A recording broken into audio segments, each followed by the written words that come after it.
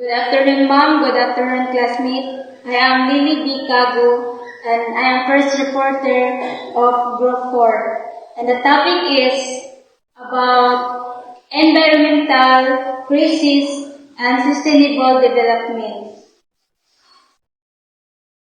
If you live in metropolitan Manila and travel to school or to work every day, the moment you step out of your home, you are already exposed to the most serious problem humanity faces today. The deteriorating state of the environment as you walk out of the gate. The faded smell of uncollected garbage hits you and you go near the trash bin. Curious about what is causing this smell, you see nothing vegetables, a dead rat, and a bunch of what not packed in plastic. These three ways are already indicative of some environmental problem. The vegetables ought to be added to a compost pile. The rat either buried or born to also get rid of the lice that might jump into the hair of the children playing nearby. And the plastic waste and recycle because unlike the other two ways, it cannot decompose. You hop on the first bus and as it approaches Epifanio de los Santos Avenue, the traffic is slowed down considerably. It is the normal Manila morning traffic, whereas the turtle can outpace even the fastest of motor vehicles. You look out of the window and see the smoke coming out of direct vehicles, and as you lift your head, kinta napuyo ka sa Manila or ako, and din mugawas ka sa balay, or maglakaw ka, or paingon ka sa school, trabaho, or magtambay ka, and imong matanaw nimo sa palibot ang dakong problema nga gisagubang sa mga tao karon nga ang kahimtang is sa palibot is ninglala na like makasinghot ka sa baho nga madala sa hangin ni atong masusi nga patay nga mga ilaga nga mao'y nagsugdan sa kanang baho nga nadala sa hangin. May tulog awis nga parehong problema sa palibot. Ang mga gulay na dili na magamit dapat kuan siya sa compost pile. Then ang ilaga nga patay dapat siya sa ilubong. Kaya para ang mga kuto dili mo kuan sa mga bata like na ay magduwa.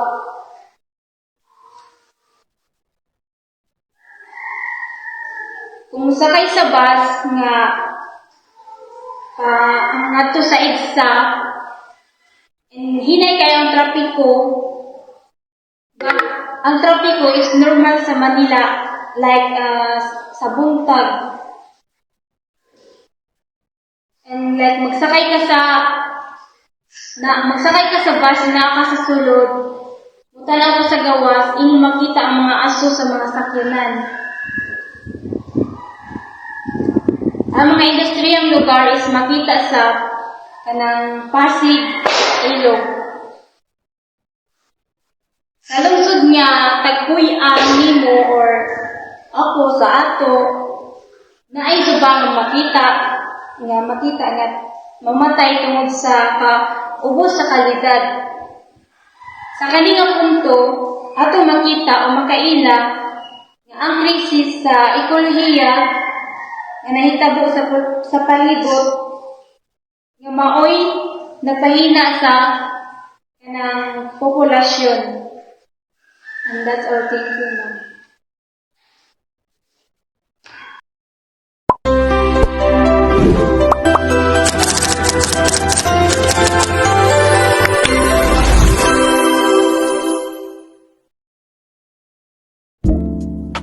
The world's leading environment problems. The degradation caused by industrial and transportation, toxic and plastic in the ground. The defilling of the sea, rivers, and water beds by oil spills and acid rain. The dumping of urban waste. Ang pagkasira ay dahilan nito ang mga industriya, transportasyon na nakakasama sa paligid at mga plastik na basura, tambak-tambak na basura at nakatapong mga langis sa dagat at ilog. Change in global weather patterns, flash floods, extreme snowstorms and spread of deserts, and the surge in ocean and land temperature leading to a rise in the sea levels. As the polar ice caps melt because of the weather, plus the flooding of many lowland areas across the world. Ang pagbabago ng panahon ay siyang pagkaroon ng baha, pagtindi ng lamig, at tag-init. Overpollution. Overpollution ay pagdami ng populasyon ng tao na nagbibigay ng malaking epekto sa ating paligid. The exhaustion of the world's natural, non-renewable resources from all reservoirs to minerals to potable water. Ang pag-aabuso sa paggamit ng ating kalikasan katulad na lamang ng mga langis, mga minerals, at iba pa, at tubig. Example, illegal mining or illegal logging, a waste disposal catastrophe due to the excessive amount of water, from the plastic to food package to electronic waste, unloaded by communities in landfills as well as on the ocean, and the dumping of the nuclear waste. Isa sa mga dahilan ng pagkasira ng ating kalikasan ay ang napakaraming basura na tinatapon ng mga tao araw-araw.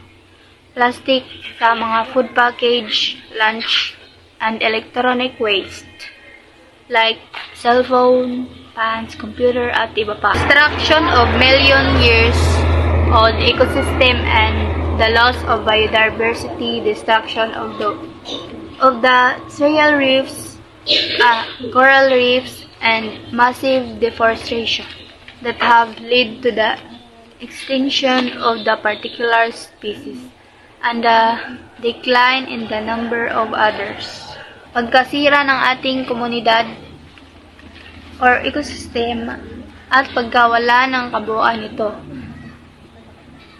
Pagkasira ng mga coral reefs at deforestation, pagkasira ng mga kabundukan ay dahilan ng pagkawala ng mga hayop o pagbaba ng mga bilang nito. Example, mga hayop lamang ang bilang nito sa Pilipinas.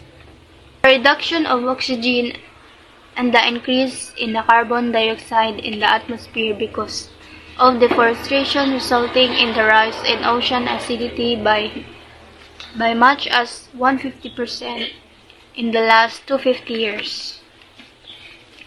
Ang pagbaba ng oxygen at ang pagkataas ng carbon dioxide at atmosphere dahil sa pagkaubos ng mga kahoy at mga pananim dahilan sa pagtaas ng acidity ng karagatan.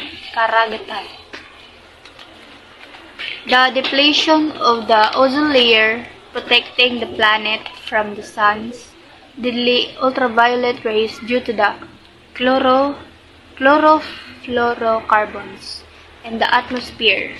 Pagbaba ng ozone layer na nagsisilbing proteksyon ng planeta, init ng araw dahil sa CFCs sa atmosphere. Ang CFCs ay ang ginagamit nating na nakagawa ng pollution sa ating paligid. Halimbawa ay cleaning solvent, sabon, plastic foams, air conditioner, at iba pa. Rain as a result of fossil fuel combustions, toxic chemicals from erupting volcanoes, and massive rotting vegetable filling up garbage dumps or live on the streets. Deadly acid rain ay sanhi ng polusyon sa hangin dahil sa mga chemical na katulad ng pagsunog ng mga plastic nahalo sa hangin ang mga gas nito.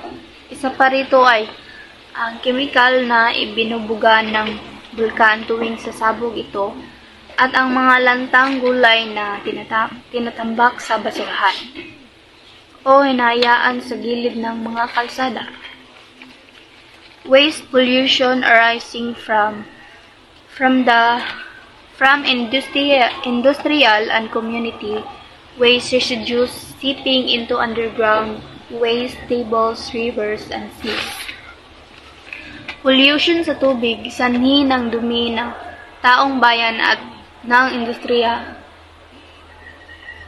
ng mga produkto na dumadaloy sa tubig, ilog, at karagatan. Urban sprawls that continue to expand as a city turns into a megalopolis, destroying farmlands, increasing traffic, gridlock, and making snow clouds permanent urban fixtures. Ang walang limitasyon sa paglawak ng isang syudad dahilan ng pagkatayo ng mga infrastruktura sa isang farmland, isang lugar na overpopulated, pagkataas ng traffic at walang pag-abante nito. Pandemic and other threats to public health arising from waste mixing with drinking water, polluted environments that become breeding grounds from mosquitoes and disease-carrying rodents and pollution. Maduming kapaligiran ay nagreresulta ng pagpugaran ng mga lamok, daga at polusyon. And last, a radical alternation of food system because of genetics modification of food production.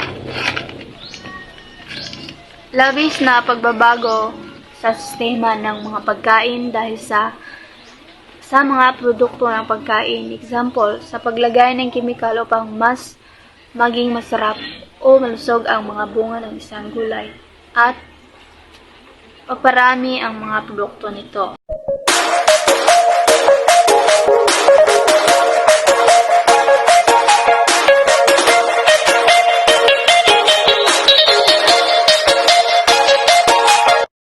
First thing and foremost, good afternoon ma'am. I am John Cabela and I am the assigned reporters of this topic, which is human-made pollution.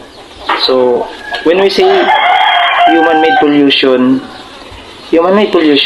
comes from burning fossil fuels for transportation, electricity and industry, common pollutants produced by engines that burn fossil fuels are carbon dioxide, nitrogen oxide, sulfur dioxide, and volatile organic compounds and particularities. This afternoon, we will discuss about human-made pollution. In Saudi Arabia, Riyadh is the one of the most polluted cities in the world. Riyadh has surrounding areas contained of 20% of China's wealth. In 2015, India reported that air pollution in the country was worst degree pollution is exposed to air pollution that who warned as reading levels. 2030 quadruple polluted project and diesel fueled electric generators and petrochemical. When gold mines flowing out into the rivers and the ocean is destroying sea life, India was discharged a high level of toxic heavy metals into water systems. In West Africa, the pollution has affected the atmospheric circulation system. Asian monsoon, in turn, had become transport of polluted air into the stratosphere. Good afternoon, ma'am. I'm Aniklin Blasido F. Cabrera. I'm continuing the assigned topic of Mr. Kenneth Cobillo, which tackles about man-made pollution. Man-made pollution in people's health has been severely compromised. An archived article in the journal Scientific American blamed the pollution for contributing to more than 500,000 premature deaths each year at the cost of hundreds of billions of dollars. The International Agency for Research on Cancer blamed air pollution for 223 lung cancer deaths in 2010. In Indonesia and Malaysia, the link between the forest fires and mortality had been well established. The aforementioned coal winning in West Virginia has also made people sick, some with rare cancers, little kids with kidney stones and premature deaths, and children born with congenital disabilities and adults having shorter life expectancy. The chief sources of man-made pollution includes vehicle emissions, fuel oils and natural gas used to heat houses, manufacturing and power generation, particularly coal-fueled power plants and odors from chemical production. The long-term health effects from air pollution include heart disease, lung cancer, and respiratory disease such as emphysema. Emphysema is a lung condition that causes shortness of breath. In people with emphysema, the air sacs in the alveoli are damaged. Air pollution can also cause long-term damage to people's nerves, brains, kidneys, liver, and other organs in a human body. Some of the scientists suspect air pollutants causes birth defects. Also, man-made pollution has always been the poor who are most likely severely affected by these environmental problems. Their low income and poverty already put them at a disadvantage by not having the resources to afford good health care, to live in an unpolluted areas, to eat healthy foods, and etc. In the United States, a Yale University research team studying areas with high levels of pollution observes that the greater concentrations of Hispanics, Asians, African Americans, or poor residents in an area, the more likely that dangerous compounds such as vanadium nitrates, zincs, and in the mix of fine particles they breathe. In China, the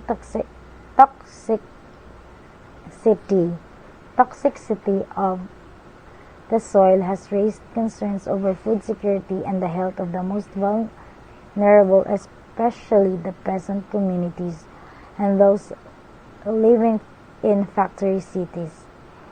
In 2006, 100 acres of land in Xinma, China was badly poisoned by cadmium. 2 people died and 150 were known to be poisoned. The entire village was abandoned. Hong Kong faces the same problem. In metropolitan Manila, 37% of 4 million people of the population live in slum communities, areas where the effects of urban environmental problems and threat of climate change are also pronounced. Due to their hazardous location, poor air pollution and solid waste management, weak disaster risk management, and limiting coping strategies of household. One of the major ironies of urban pollution is that the necessity of that poor has access to are also the sources of the problem. The main workhouse of the public transport system is the bus. However, because it runs mainly on diesel fuel, it is now considered one of the largest contributors to environmental worldwide problems. This problem is expected to worsen in the middle classes, and the elites buy more cars as the road systems are improved to give people more chance to travel. Finally, adding to this predicament is the proliferation of diesel-run cars. These vehicles usually command a lower price because of their durability and low operating costs, and hence affordable to the middle class. However, they also release 4 times the toxic pollution as the buses. So, diesel-run cars are most likely more toxic than the buses.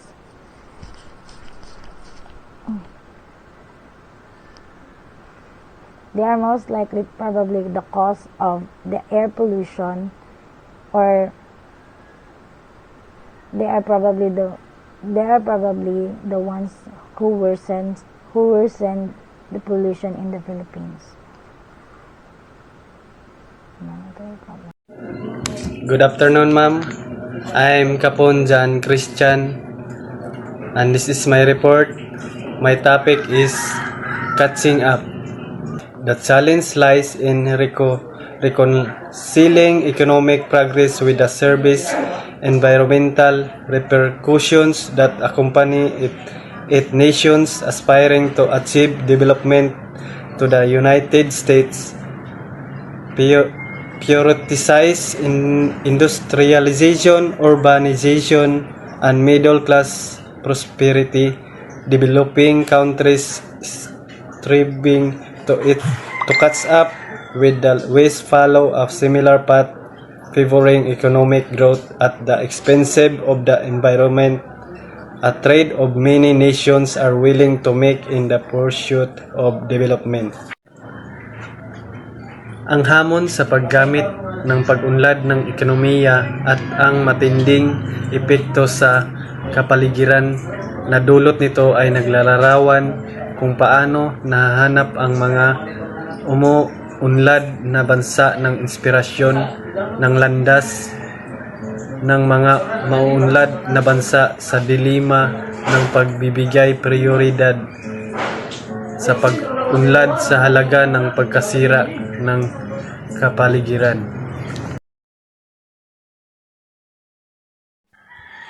So, my topic for today is climate change. So, what is climate change? Governments have their own environmental problems to deal with. But these states' ecological concerns become worldwide due to global warming, which transcends national boundaries. Global warming is the result of billions of tons of carbon dioxide coming from coal-burning power plants and transportation. Various air pollutions trap the sun radiations, causing the warming of the Earth's surface. With the current amount of carbon dioxide and other gases, this greenhouse effect has sped up the rise in the world temperature. Since human-made climate change threatens the entire world, it is possibly the greatest present threat to humankind. So, Climate change. Climate change refers to the long-term warming of the planet, which is primarily caused by human activities that release greenhouse gases, such as carbon dioxide and methane, into the atmosphere. These gases trap threat from the sun, causing the Earth's average temperature to rise. So, for example, melting glacier, sea level rise, more intense natural disasters, migration, and conflict. So, those examples demonstrate climate change is already having for reaching impacts across different parts of the global warming. Hi everyone, my name is Arlene Casanya. I'm going to report the part of Environmental Crisis and Sustainable Development, which is entitled Combating Global Warming. In 1997, 192 countries signed Kyoto Protocol to reduce greenhouse gases. Following the 1992 United Nations Earth Summit, where a framework convention for climate change was finalized, the United States, the biggest polluter in the world, is not joining the effort of Kyoto Protocol. So in 1997, in order to combat the global warming, sa Kyoto Protocol na ay 192 ka-countries ang nag-sign sa pag-reduce sa greenhouse gases. So ang pasabot, i-reduce ang carbon dioxide na gina-release sa isa ka-country, and that includes tree plantings, in order to mitigate ang mga carbon dioxide. A 2010 World Bank report thus concluded that the protocol only had a slight impact on reducing global emissions, in part because of the non-binding nature of the agreement. In 2010, na ako na nahimo na survey from 2010, nakita nila nagamay ra ang epekto di ato. Kay di ato tong sa katong in 1997 na protocol. Nakita nila nagamay ra ang epekto ato kay dili man gud to sila gipugos. Depende ra sa muhimo di ato na protocol, like dili siya sa pilitan. It's not a regulation and not a policy.